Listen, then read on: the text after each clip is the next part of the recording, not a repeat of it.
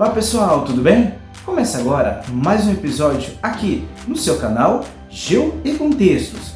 No episódio anterior, eu trouxe para vocês as informações referentes às classificações do relevo brasileiro. No episódio de hoje, irei trazer para vocês as principais formas de relevo. Mas antes, para aqueles que ainda não é inscrito aqui no canal, aproveite o momento agora para fazer a sua inscrição. E não esqueça de ativar o sino das notificações para não perder nenhum episódio aqui do canal. E não se esqueça, sempre conecte-se com a geografia, conecte-se com o canal Geo e Contextos, aqui com o professor Paulo. Segue a vinheta. Pessoal, já ia esquecer. A partir do mês de agosto, o canal Geo e Contextos estará com uma programação especial para aqueles que vão prestar o Enem em 2022. Então fique ligado que episódios especiais e exclusivos para a galera que vai fazer o Enem estarão no ar a partir de agosto. Segue o episódio de hoje.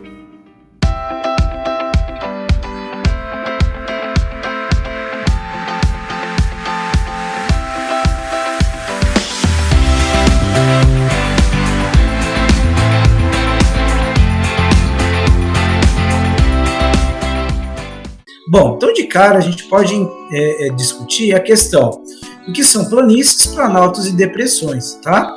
Então, de maneira tradicional, eu acredito que vocês já devem ter ouvido falar da definição de planícies e planaltos, né? Planície é uma área plana, certo? Relativamente baixa. Geralmente é isso que se coloca na definição bem básica da planície. E planalto é uma área plana, porém elevada.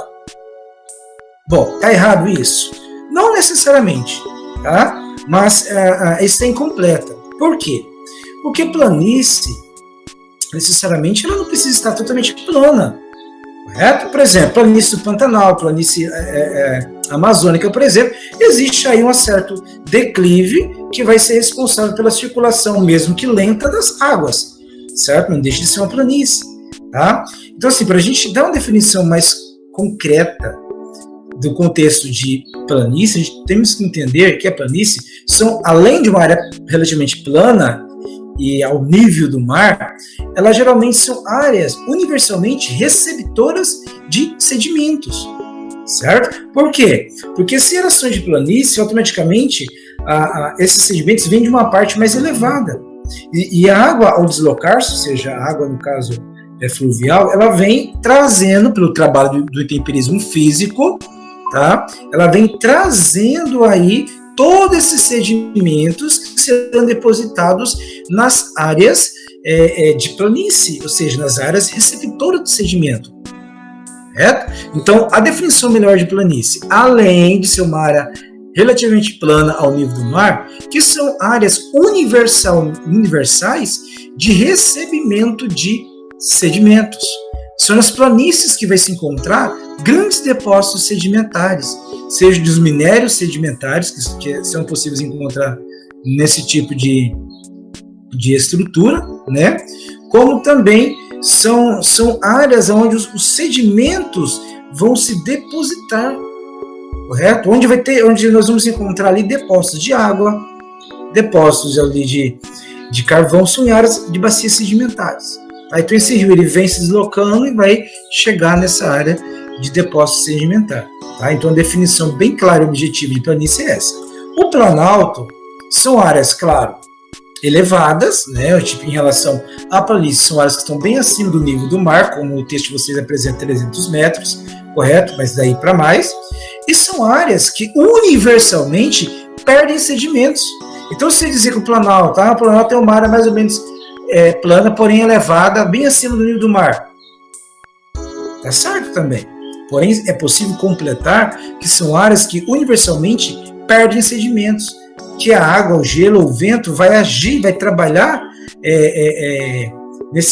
nessa região e vai então conduzir sedimentos para uma outra localidade. Tá? Então, enquanto planície são áreas historicamente dedicadas à recepção de sedimentos, o planalto são áreas dedicadas à perca de sedimentos pela decomposição, pela destruição daquele grupo de rochas, que serão transportados para uma outra área, justamente para uma área de planície, seja continental, seja planície costeira, tá? As depressões, elas, como vocês podem observar no texto de vocês, elas se apresentam de duas formas, né? Uma depressão absoluta e uma depressão relativa. Ou seja, uma área que está mais baixa do que as áreas ao seu redor. Então você tem, vulgarmente falando, uma grande cratera, um buraco ali, onde faz esse movimento, né, de estruturação, né, de relevo, aonde uma parte mais rebaixada do que as outras. Tá? Isso é a depressão relativa. Tá? Agora, a depressão absoluta é aquela que fica são crateras tão profundas que ficam abaixo do nível do mar. A depressão relativa ele está ao nível do mar. Tá? Já a absoluta são aquelas depressões que estão muito abaixo do nível do mar. As cadeias montanhosas, elas são formadas de 3 maneiras. Tá? Mas geralmente as cordilheiras são formadas de uma maneira só, que seria o encontro aí de placas tectônicas, certo? Em pontos específicos que o seu choque vai provocar, né, o surgimento aí de formações rochosas, certo? No relevo submarino, a situação é bem parecida, gente. A questão é que como ele vai ficar debaixo do oceano, automaticamente você não vai conseguir ver as paisagens que normalmente a gente vê aqui. Tem crateras, tem montanhas marinhas, só que estão tudo coberto pela água. E essas montanhas marinhas, elas só vão chegar à superfície se elas forem resultado de atividade vulcânica constante. Então o magma ele vai fluindo do núcleo da Terra, da estenosfera, e esse magma ele vai jorrando sobre o assoalho do oceano. E, segundo a William Gerner, justamente é isso, esse magma que sai novo, né, se esparrama sobre o solo, e aí ele vai, então, provocando o deslocamento e a transformação aí, certo, entre continentes. Justamente isso que provocou, então, a separação dos continentes lá na deriva continental. Você tem cratera, pode ter fissura, fossas marinhas são depressões que acontecem no fundo do oceano. Tá? As áreas mais profundas da Terra ficam lá no Japão, aí com 14 quilômetros de profundidade, são os poços mais profundos que se tem registro até hoje. Dentro do relevo marinho, tem a plataforma continental, o talude, a zona abissal, a região pelágica, tá? Então, a plataforma continental, geralmente, é onde se encontra aí a maior parte dos depósitos de petróleo, tá? Gás natural, que se tem registro, certo?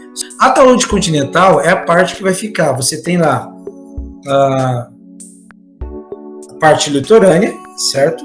E aí você tem lá a plataforma continental, que é mais suavizada, e quando chega no final da plataforma continental, eu tenho um corte abrupto, certo?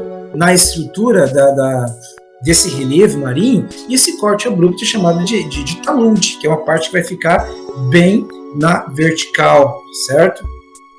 A zona abissal ou região pelágica corresponde, então, àquilo que comentei anteriormente, como as áreas de maior profundidade que se tem registro no planeta Terra, tá? Aí nós temos o relevo litorâneo costeiro, tá? Que seria o quê? O relevo voltado à face dos oceanos.